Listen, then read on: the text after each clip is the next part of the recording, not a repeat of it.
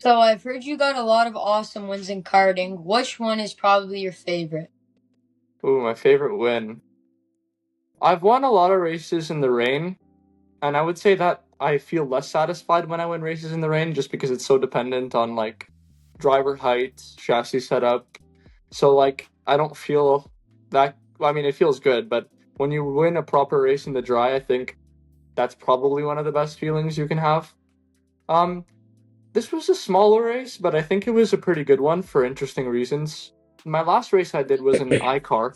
I didn't really come to practice beforehand, and it was never a track that I was necessarily good at. But I was satisfied because I started the final from pole and just pulled away. I think I had like a 5 second gap at the line and was 2 or 3 tenths clear. So it wasn't the biggest race, but it was satisfying because I mean it was a domination. So I mean, yeah, those are always fun, I guess.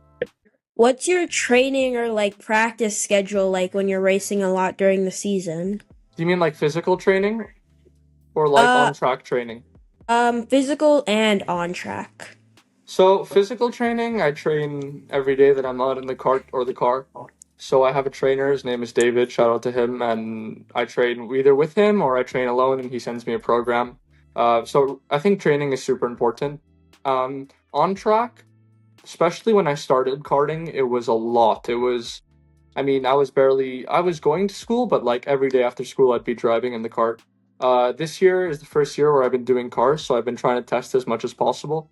Obviously, doing car testing is a little bit more difficult than karting just because of logistics and, of course, price. So I haven't been driving every day, but I try to definitely test as much as I can. But when I'm not testing, I definitely try to stay fit in the gym.